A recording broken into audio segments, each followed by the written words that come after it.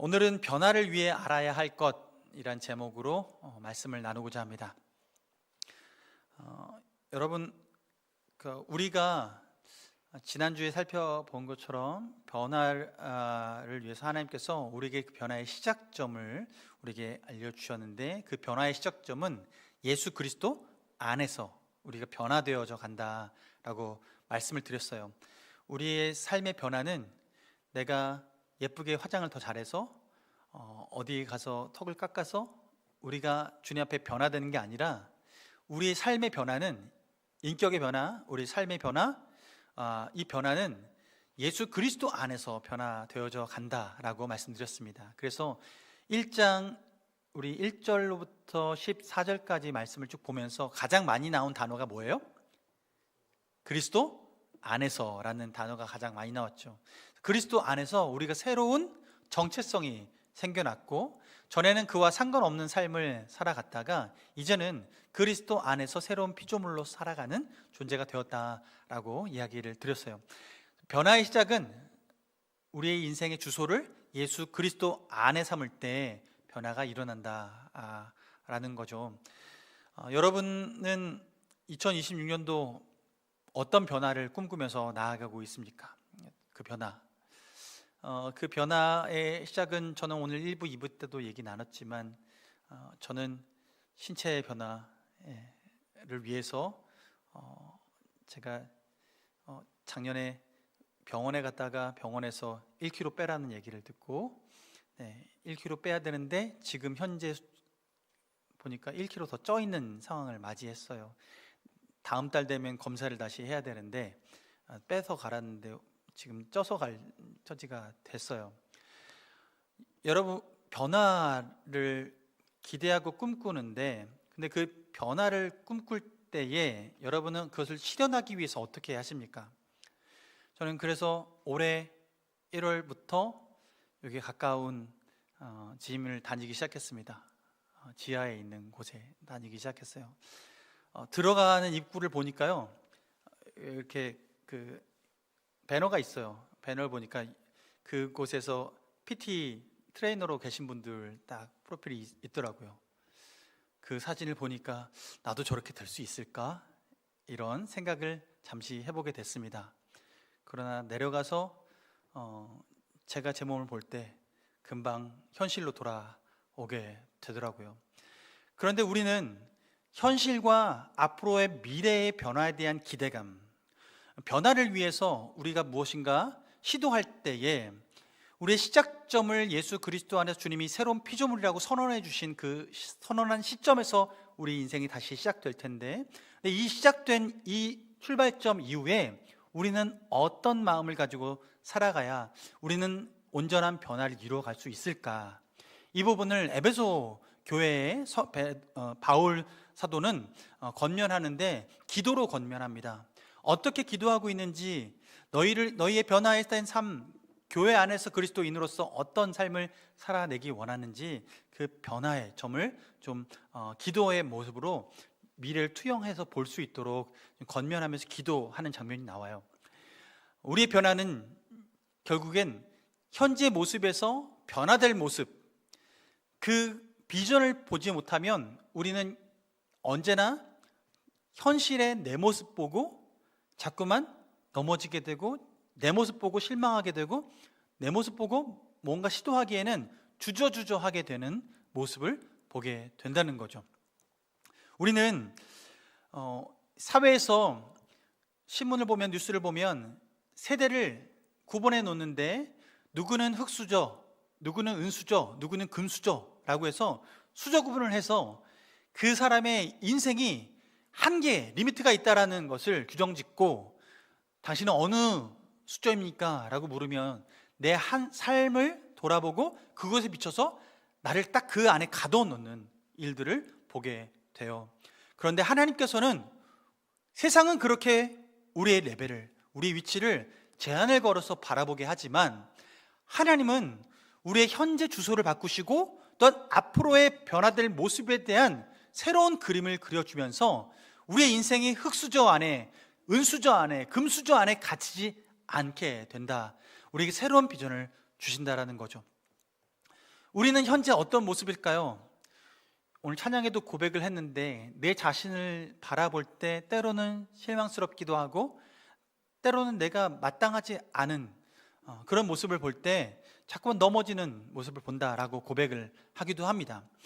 우리는 내가 이렇게 열심히 하지만 되지 않는 모습을 보면서 낭망하고 실수하고 실패하고 그리고 좌절하고 힘들어할 수 있어요. 열심히 시험 공부를 하고 입시를 준비를 하고 도전을 해도 자꾸만 실수하는 그 모습 때문에 나는 글렀나 보다, 나는 끝이다, 난 배렸다, 난 내 인생 여기서 끝이다 라고 생각하면서 살아가는 사람들도 있어요. 그런데 하나님은 우리가 그런 존재가 아니라는 거예요. 예수 그리스도 안에서 새로운 피조물로 창조한 이후에 우리의 삶에 하나님의 청사진은, 우리 인생의 청사진은 다르다라는 거죠. 세상은 흙수저, 은수저, 금수저 나눠놓은 그 청사진 안에 우리를 구분해서 몰아넣지만 하나님은 우리를 예수 그리스도 안에 가두시고 우리를 예수 그리스도 안에서 새로운 피조물로 세상과 다른 삶을 살아가도록 초청해 주셨다는 거예요. 그러므로 우리 삶은 예수 그리스도 안에서 어떤 청사진을 바라보고 나아가느냐라는 거죠. 현실 인식은 정말 중요합니다. 그런데 현실 인식을 넘어서서 우리가 그것을 넘어서서 어떻게 살 것인가, 하나님은 어떤 계획을 가지고 계신가, 이것을 알 때에 우리는 담대하게 살아갈 수 있는 거죠. 여러분, 오늘 바울은 15절 16절 말씀을 보면 에베소 교회의 성도들을 위해서 기도할 때 감사 기도를 드립니다. 왜 감사하냐면 15절 말씀 보면 이로 말미암아 주 예수 안에서 너희 믿음과 모든 성도를 향한 사랑을 나도 듣고, 주 예수 그리스도 안에서 이들이 새로운 믿음, 예수 그리스도 안에서 내 삶이 변화됐고 공동체가 변화됐고 그리스도의 몸이다라는 생각을 가지고 그들의 믿음이 새롭게 변화됐고 그러므로 서로 사랑하는 그 사랑의 동기들이 바뀌었다는 걸 소식을 듣고 감사기도 드린다라고 얘기를 하고 있어요. 근데 17절부터 그 이하의 기도의 제목들은 그런 에베소 교인들에게, 즉 여기 앉아있는 우리에게 동일한 어떤 메시지를 전하는데 무엇이냐면 그 믿음 위에 우리가 알게 되기를 바라는 것들이 있다라고 간구합니다. 그래서 새로운 지식이 있을 때 우리가 변화를 위해서 달려갈 그 앞으로 나아갈 추진력이 생긴다라는 거죠. 17절 말씀 함께 읽어볼까요? 17절 말씀 함께 읽습니다. 시작. 우리 주 예수 그리스도의 하나님 영광의 아버지께서 지혜와 계시의 영을 주사 하나님을 알게 하시고. 아멘. 자, 17절에 우리에게 알게 하기를 간구하는 그 기도의 제목이 나오는데 무엇을 알기를 원해요? 누구를 알기 원해요? 나오나요? 말씀이? 예. 우리 주 예수 그리스도의 하나님 영광의 아버지께서 지혜와 계시의 영을 주어서 하나님을 알게 하시고 라고 얘기해요. 누구를 알게요? 하나님을 알게. 하나님이 어떤 분인 줄 알도록 지혜와 계시의 영, 다르게 말하면 성령님께서 우리에게 지혜 주시고 성령님께서 우리의 눈을 열어주셔서 계시해 주셔서 하나님을 알게 하기를 간구한다라고 얘기해요. 즉 우리의 변화는 예수 그리스도 안에서 그 변화의 시작점을 가져가는데 이 변화가 지속적으로 변화되어져 가고 올바로 변화되어져 가기 위해서 우리가 알아야 될 지식이 있는데 그것은 하나님을 아는 지식이 필요하다는 거예요. 우리가 자격증을 하나 따려고 해도요, 그 자격증을 따려고 할 때 그 전공에 대한 지식을 알아야 그 자격이 주어집니다. 그런데 우리가 하나님의 자녀로 이 땅 가운데 살아가는데 우리는 하나님의 자녀로 살기 위해서 정확히 알아야 될 지식이 있다면 하나님에 대한 지식이죠. 하나님 아버지에 대한 지식이에요. 근데 이때 지식은 경험에서 아는 지식을 말합니다.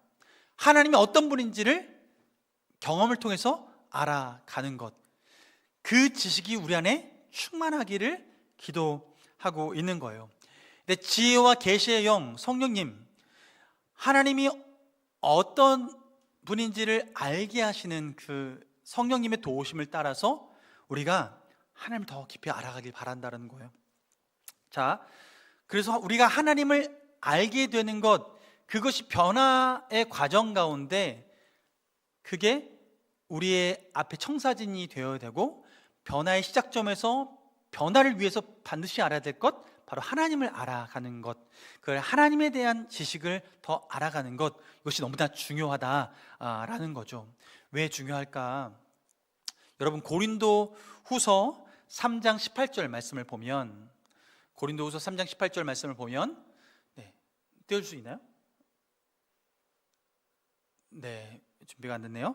고린도후서 3장 18절 말씀 보면 이렇게 말씀합니다. 우리가 다 수건을 벗은 얼굴로 거울을 보는 것 같이 주의 영광을 보매 그와 같은 형상으로 변화하여 영광에서 영광에 이르니 곧 주의 영으로 말미암음이니라 라고 말해요. 자, 다시 한번 얘기해요. 그날이 되면, 주님을 대면할 그날이 되면 우리가 다 수건을 벗은 얼굴로 거울을 보는 것처럼 주의 영광을 보는데, 그때 어떤 일이 벌어지냐면 그와 같은 형상으로 변화하여 라고 얘기해요. 이해되시나요? 주님을 뵐 그날이 되면 우리가 주님을 대면해요. 근데 주님을 대면할 때 어떤 일이 벌어진다고요? 그와 같은 형상으로 변화하여 라고 말하고 있어요. 누구와 같은 형상이요? 주님과 같은 형상으로 변화한다는 거예요. 별로 감흥이 없죠. 네. 그게 나랑 무슨 상관 있나요, 주님? 여러분, 거울을 보면 거울엔 무엇이 비치나요? 나가 비치죠. 내가 비쳐요.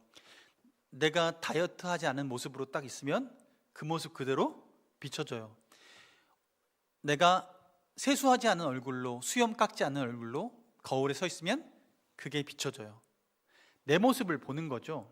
그런데 여기서는 어떤 얘기를 하냐면, 우리가 그날이 되면 예수님이 재림하시고 하나님이 영광을 대하고 주님을 마주할 그날이 되면 우리가 변화되는데, 어떤 모습으로 변화되냐면 그리스도의 영광의 모습을 보면 우리가 그리스도의 영광의 모습으로 변화되어져 간다는 거예요.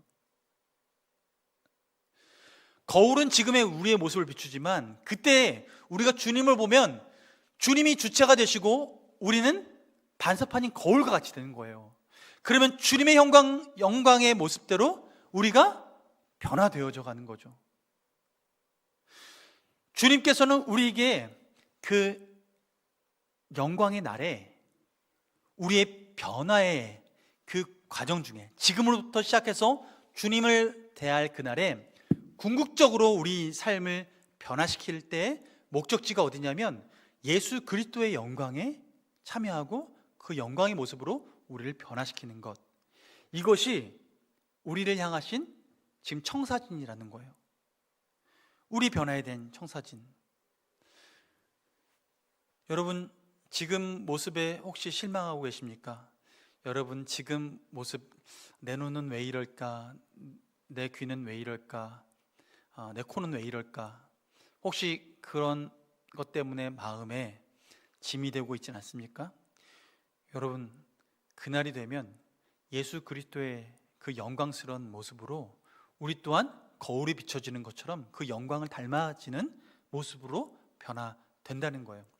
그게 지금의 우리의 모습, 이 모습, 우리가 웃고 울고 누구보다 좀 더 잘났고 잘 못났고 우리가 그것을 비교하면서 살아가는 이 세상의 모습, 그것에 우리가 좌우되지 않고 우리는 궁극적으로 하나님 앞에 섰을 때 예수 그리스도의 그 영광의 모습에 참여하는 한 사람이 된다는 거죠. 그러므로 알라는 거예요. 하나님을 더 깊이 알아가라. 우리가 변화될 그 변화의 종착점이 되시는 그 하나님이 얼마나 거룩하고 얼마나 영광스럽고 얼마나 그 사랑이 크고 하나님의 긍휼이 얼마나 큰지 그것을 알아가길 바란다라고 얘기하고 있는 거죠. 여러분, 우리는 변화에 대한 기대감 그리고 그 변화에 대한 목표치 우리는 좀 더 높게 잡았으면 좋겠습니다. 하나님은 우리를 향한 계획이 다 있으시다는 거예요. 그래서 우리에게 하나님을 더 알아가게 하실 때 구체적으로 그럼 무엇을 더 알아야 되는가?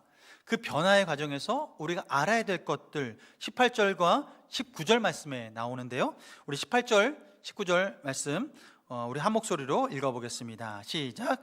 너희 마음의 눈을 밝히사 그의 부르심의 소망이 무엇이며 성도 안에서 그 기업의 영광의 풍성함이 무엇이며 그의 힘의 위력으로 역사하심을 따라 믿는 우리에게 베푸신 능력의 지극히 크심이 어떠한 것을 너희로 알게 하시기를 구하노라.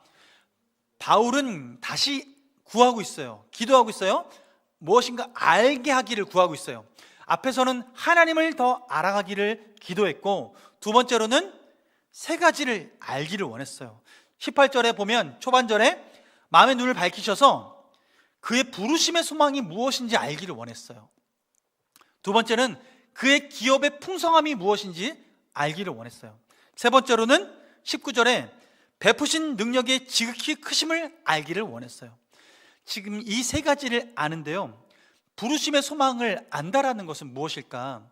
하나님께서 우리를 부르셔서 하나님께서 우리에게 소망을 주셨는데 하나님의 자녀로 부르시고 하나님의 백성으로 우리를 부르셔서 우리가 살아갈 때 이 소망 붙들고 살아가라고, 그것을 알라고 하시는 거예요. 여러분, 요한복음 1장 12절 말씀 아세요? 요한복음 1장 12절.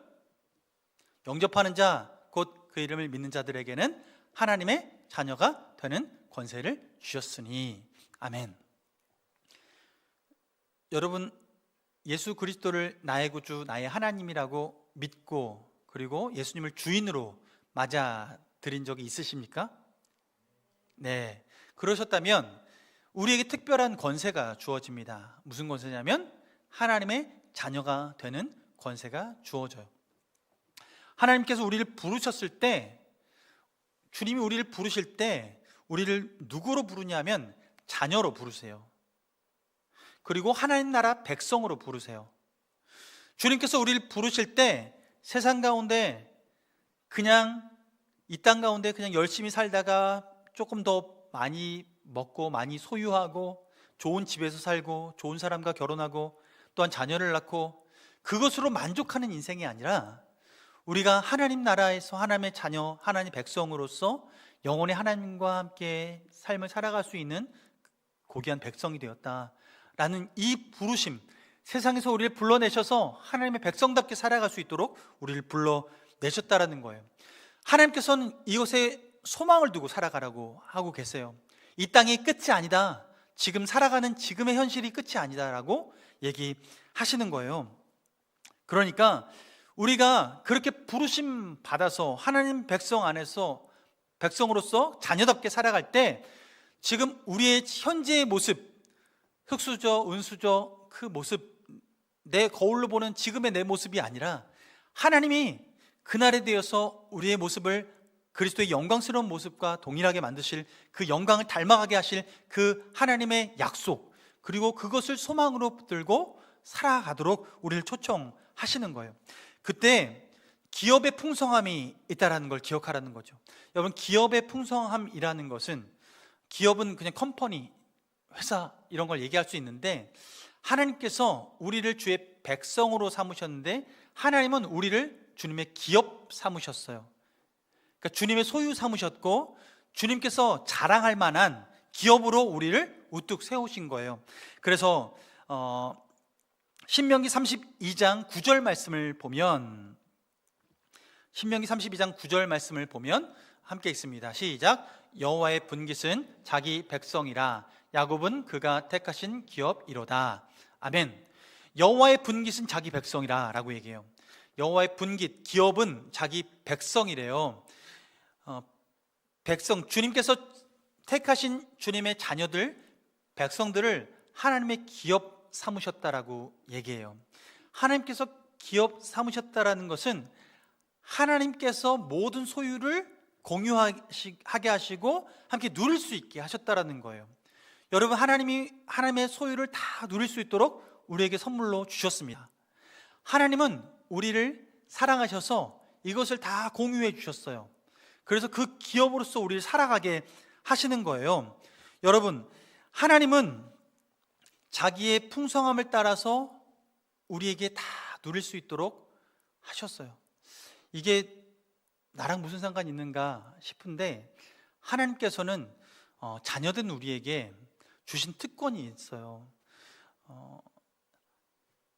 요한복음 말씀 보면 예수님께서 제자들에게 교훈하시는데 이런 교훈을 하세요. 기도하라고 교훈하세요. 근데 기도할 때 약속을 하세요. 무슨 약속하냐면, 너희가 내 안에 거하고 내 말이 너희 안에 거하면 너희는 무엇이든지 원하는 대로 구하라. 그러면 이루리라 말씀해 주셨어요. 주님께 기도하는데 기도 응답을 약속하신 거예요.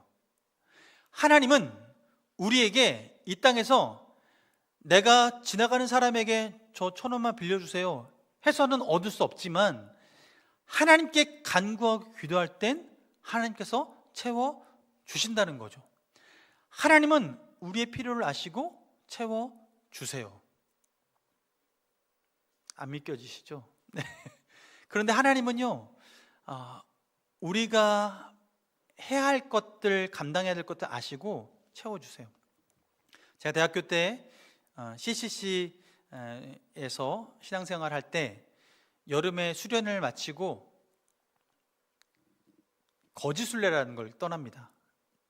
수련회 3박 4일 마치고 난 후에 또 일주일 정도를 그 지역 전체 연합수련을 끝나고 나서 각 학교별로 대한민국 반도를 딱 섹터를 나눠서 각각 전도를 떠나도록 해요. 이때 나갈 때 성경에 말한 대로 전대와 이런 거 다 맡기고, 너희들 두 벌 옷 갖지 말고 돈 갖지 말고 가라, 그 말씀에 순종해서 거지로 가요. 그러면 한 그룹을 딱 맺어요. 10명 한 그룹 맺으면 가지고 있던 돈을, 있을 수 있잖아요, 그건 이제 거지 엄마, 거지 아빠한테 다 맡겨요. 그럼 돈을 다 맡기고 나면 나는 땡전 한 푼 없죠. 그러고서 우리가 도착할 맡은 지역을 가서 각 집을 방문해서 뚝뚝 두드리고 그곳에 복음을 전하고, 그분이 복음을 듣고 반응하면, 그리고 그분이 예수 믿고 그리고 또 우리 긍휼히 여겨주시면 그들이 먹여주시면 먹고, 안 먹여주면 딴 집 가고, 그렇게 지내요. 거짓순례를 갔습니다. 집에 찾아가서 뚝뚝뚝 두드리고 먹여주시는 거 진짜 먹었어요. 그리고 살았어요. 그런데 어느 날 거짓순례 한 장소를 정해서 하룻밤 지내고 다음 날 아침에 이제 다음 지역으로 이동을 하는데, 다음 지역 이동하고 나서 거지 엄마가 갑자기 소스라치게 놀라면서 얘기하는 거예요. 어머, 우리 지갑. 그 얘기는 우리 멤버들의 돈을 다 맡아놓은, 그래서 모아놓았던 그 지갑이 없어졌다는 거예요. 그래서 앞에 마을에 놓고 왔구나 해서 거지 엄마랑 거지 아빠랑 둘이 차를 급하게 구해가지고 전 마을로 갔다가 돌아왔습니다. 어떤 소식을 가지고 돌아왔을까요? 없어졌어요. 몽땅 사라졌어요. 그래서 진짜 거지 됐어요. 완전히 거지 돼가지고 돈도 없고 뭣도 없고 진짜 뭐 비빌 게 없어요. 그런데 그 마을에, 새로 간 마을에 근처를 전도하다가 한 교회에 방문해서 또 상황을 얘기하고 또 지역 전도를 하는데, 그곳에서 CCC 출신의 한 선배분을 만나게 됩니다. 그래서 그분이 저희를 이렇게 다 보듬어 주시고 거할 곳을 잠기 마련해 주시고 또한 저의 식사비와 또 서울로 올라갈 수 있는 차비를 이렇게 지어 주셨어요. 여러분, 우리는 이 땅에서 때로는 거지가 될 수 있습니다. 내가 생각지 못했던 일을 당할 수 있어요. 그런데 우리가 주의 자녀이고 백성이고 주를 위해 살아갈 땐 하나님께서 채워주시는 은혜가 있습니다. 이건 경험하는 자가 누리게 되는 거예요. 저는 그래서 직장 생활 하다가 그 직장을 내려놓고 신학교 가고, 신학교 생활하다가 또 졸업하고 전임 사역을 하고 1년의 과정들을 지나가면서 제 인생에 돈이 마를 때가 많이 있었어요.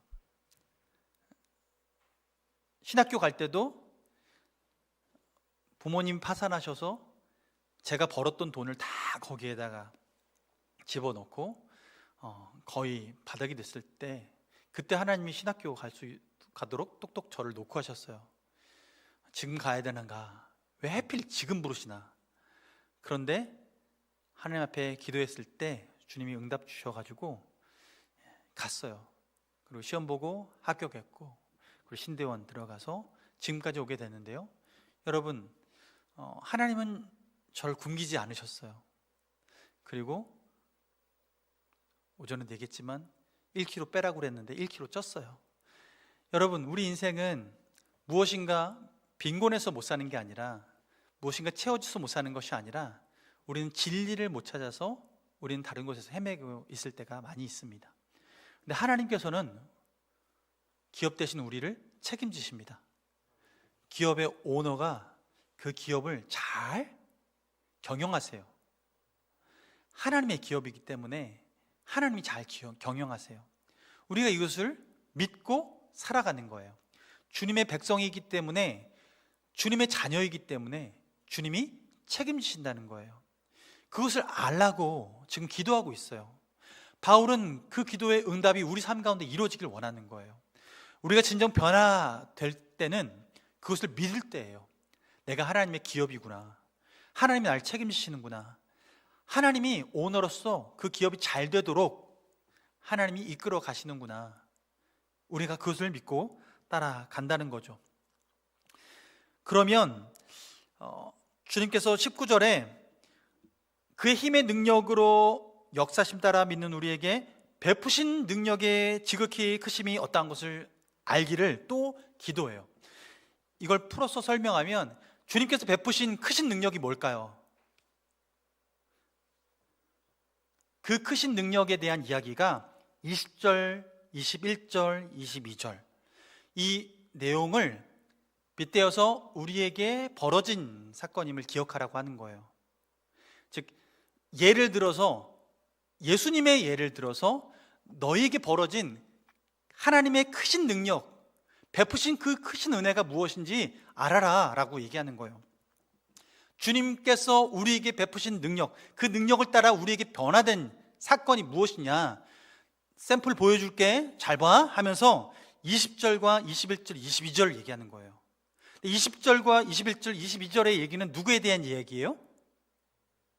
예? 누구에 대한 이야기? 예수님에 대한 이야기예요.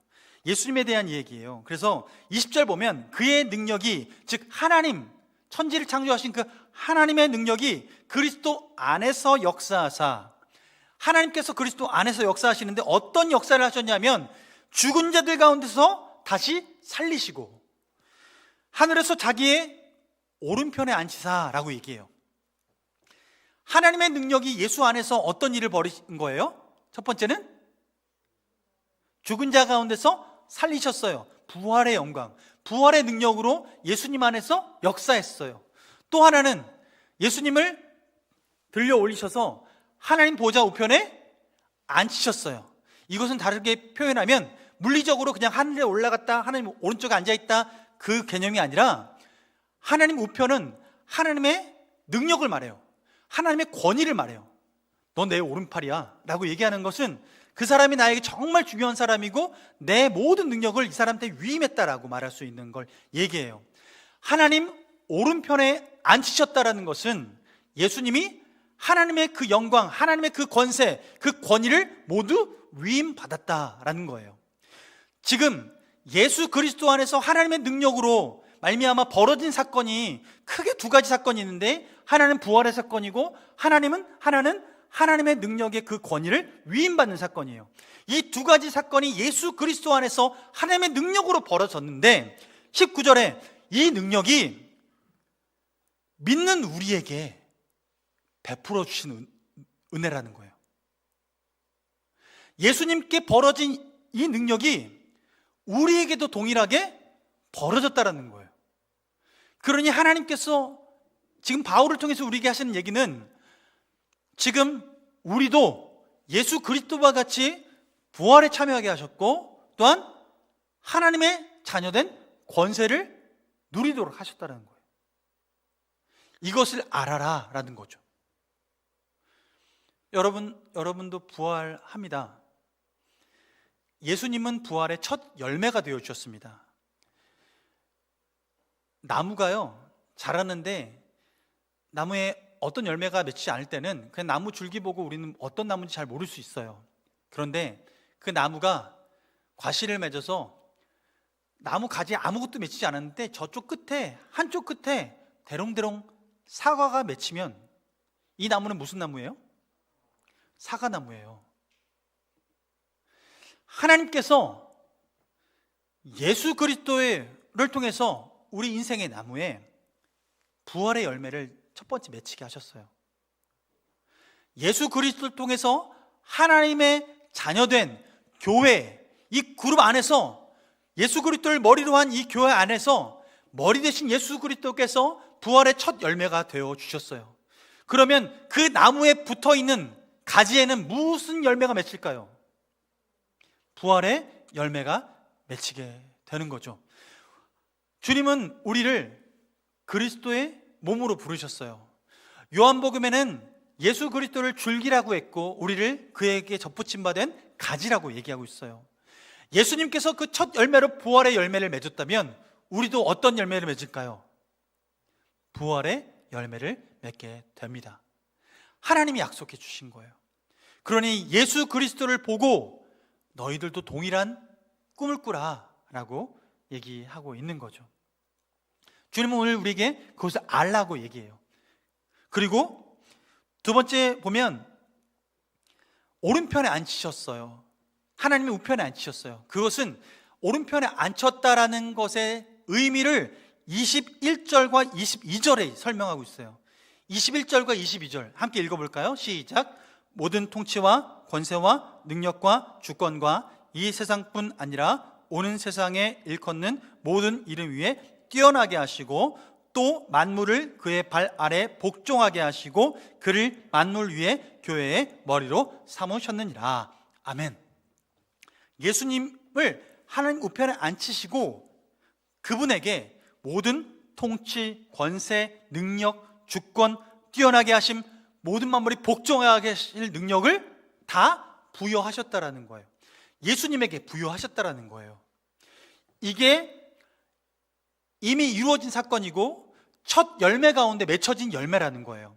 그런데 그게 나랑 무슨 상관입니까? 라고 얘기할 때 주님은 오늘 바울을 통해서 얘기하는 것은 그게 너희의 권세야 라는 거예요. 예수님에게 벌어진 권세가 너희에게 벌어진 권세야 라고 얘기하는 거예요.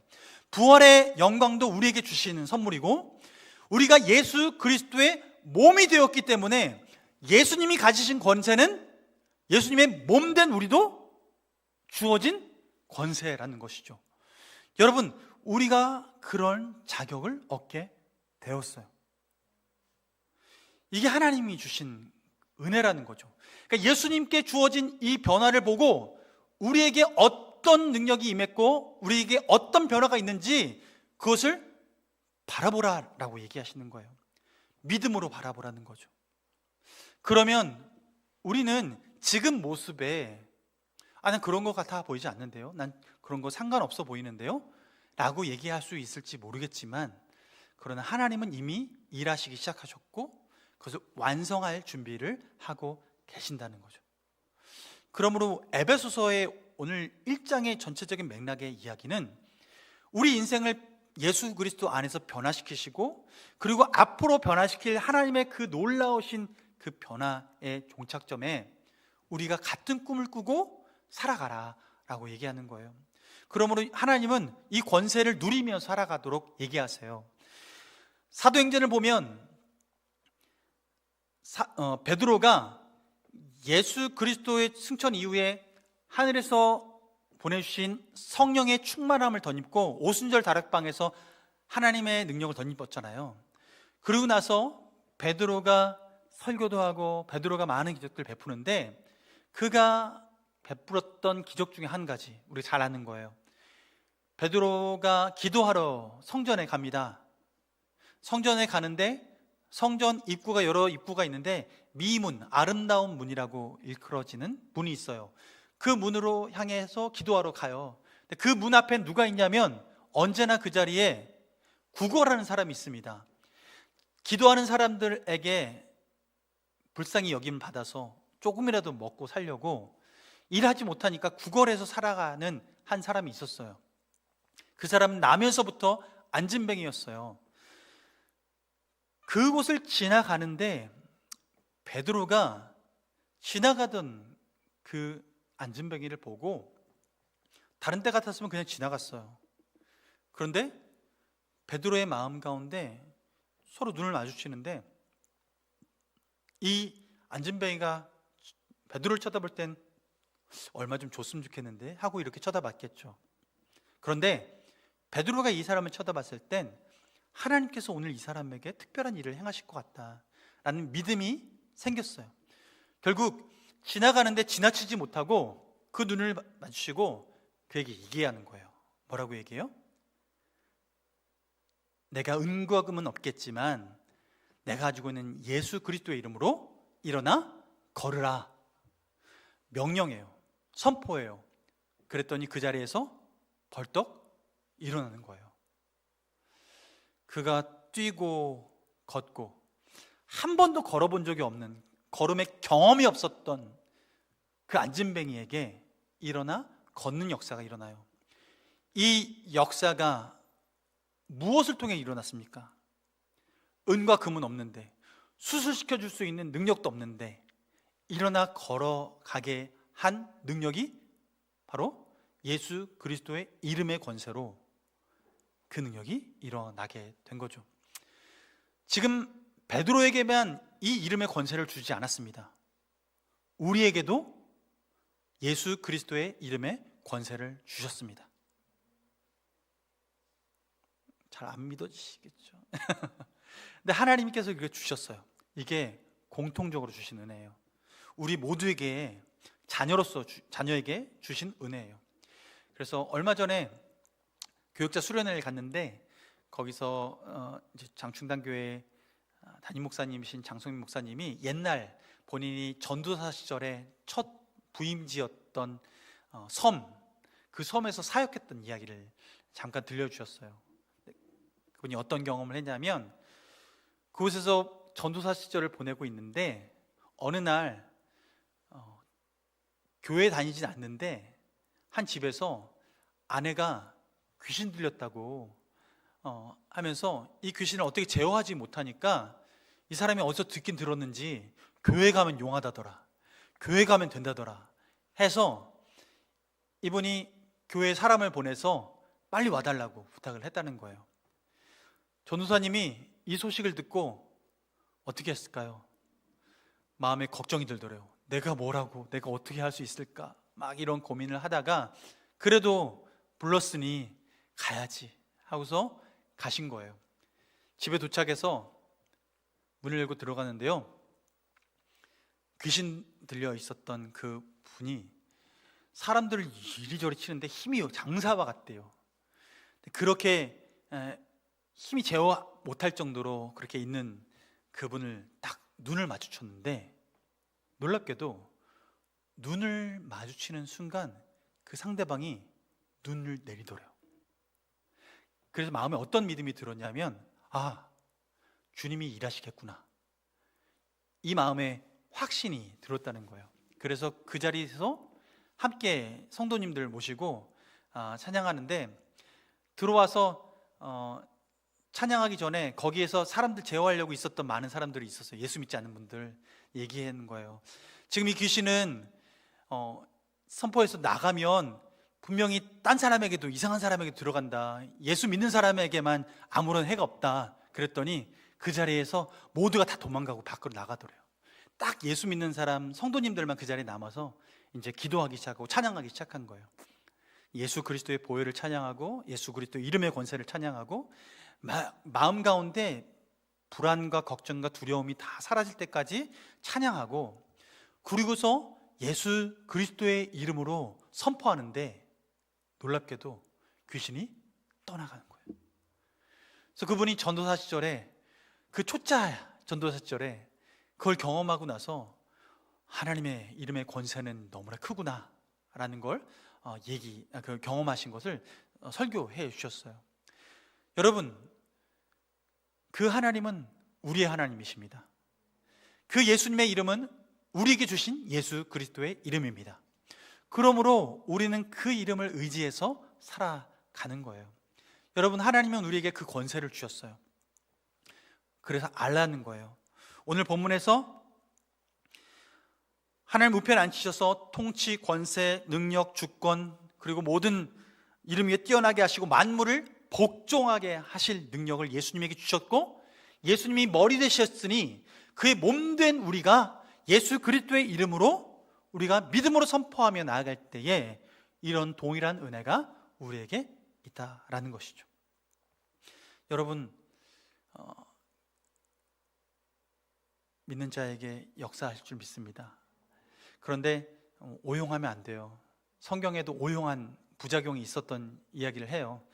사도행전 19장 말씀 보면 악귀 들린 자를 바울이 명령하고 악귀 들린 자를 귀신 쫓아내고 병든 자를 낫게 하는 기적들이 벌어지고, 심지어 바울이 가지고 있었던 손수건만 얹어도 병이 낫게 되는 그런 놀라운 은혜가 있을 그때에 그 주변에 있었던 예수 믿지 않은 마술사들도 그 이름이 정말 놀랍다 생각돼가지고 이렇게 했어요.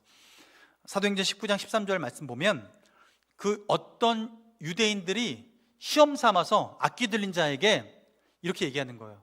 주 예수의 이름을 불러 말하되 내가 바울이 전파하는 예수를 의지하여 너희에게 명하노라 라고 얘기하는 거예요.